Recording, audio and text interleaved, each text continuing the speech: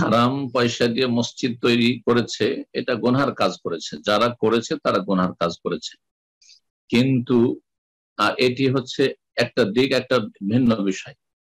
সেই কাজটি হারাম, যারা করেছে অন্যায় কাজ করেছে তারা গুনহাগার।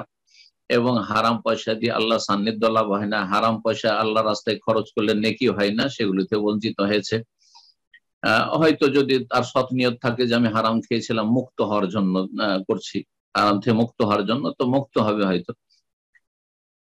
কিন্তু সলাৎ শুদ্ধ হওয়ার বিষয়টি, সলাৎ শুদ্ধ হওয়া এর উপর নির্ভরশীল নয় যে হালাল পয়সারই মসজিদ হইতে হবে তাহলে সলাৎ হবে। আর যদি হারাম পয়সার সংমিশ্রণ থাকে অথবা হারাম পয়সা দিয়ে মসজিদ তৈরি হয় তাহলে সলাৎ হবে না, এমন বিষয় নয়। আমাদের সমাজে কিন্তু দুটোকে একাকার করে দেওয়া হয়, দুটো দিক আলাদা আলাদা। আপনার সলাতে যেই কাজগুলি ফরজ, কি ফরজ? সলাতের 9টি শর্ত ফরজ, সলাতের আপনার 14টি রুকুন ফরজ, সলাতের 8টি ওয়াজিবাত ফরজ, ওয়াজিব।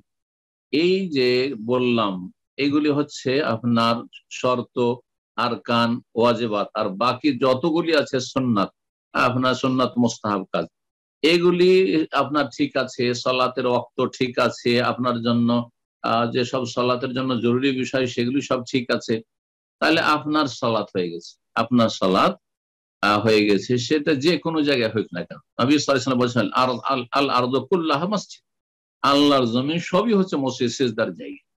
সুতরাং যে কোনো আমার উম্মতের লোক আদাকাতুস সালাহ, সালাতের সময় তাকে পেয়ে গেছে, সেখানে সালাত আদায় করেন, সেখানে সালাত আদায় করেন। সুতরাং এই হারাম দিয়ে মসজিদ তৈরি হয়েছে সেই জন্য সেখানে নামাজ হবে না, এসব ফতোয়া বাড়াবাড়ি ফতোয়া, এগুলো আমাদের দেশের প্রচলিত বাড়াবাড়ি ফতোয়া। আসসালামু আলাইকুম ওয়া রাহমাতুল্লাহ। ওয়ালাইকুম আসসালাম ওয়া রাহমাতুল্লাহি ওয়া বারাকাতুহু। আমি জসিম, ঢাকা বাংলাদেশ থেকে বলছি। জি বলেন।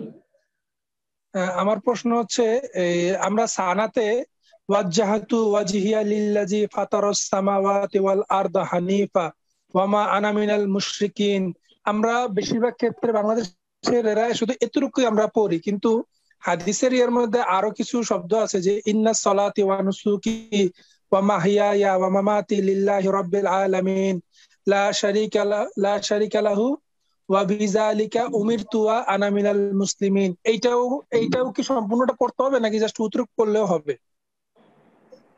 এটা যদি সানাই পড়েন, সানার জায়গায় সুবহানাকার জায়গায় তাকবীরে তাহরিমার পরে এক কথায়, তাহলে তো সুন্নাত। আর যদি তাকবীরে তাহরিমার আগে যে হানাফি ভাইরা যায় নামাজের দোয়া বলে পড়ে তাহলে বেদাত, তাহলে বেদাত। কারণ সহিহ মুসলিম হাদিস রয়েছে নবী সাল্লাল্লাহু আলাইহি ওয়াসাল্লাম তাকবীরে তাহরিমার পরে এটি পড়েছেন। আর এই ওয়াজহাতু ওয়াজহিয়া সম্পর্কে দুটি দোয়া হাদিস রয়েছে। একটি হাদিসের সংক্ষেপে রয়েছে, যেটা প্রথম অংশ বললেন, মুশরিকিন এই পর্যন্ত।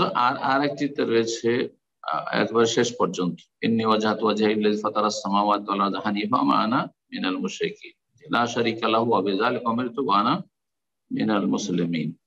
তো লা শারীকা লাহু কোন রিওয়ায়াত রয়েছে, কোন রিওয়ায়াত নাই। সুতরাং যদি প্রথম অংশটাও বলে তো ইনশাআল্লাহ তাহলে সুন্নাত আদায় হয়ে যাবে। তারপরে এটি বলা সুন্নাত, সুবহানাকা পড়াও সুন্নাত, আল্লাহুম্মা বাইদ বানি পড়া সুন্নাত, অথবা এটি পড়া সুন্নাত, ফরজ নয়।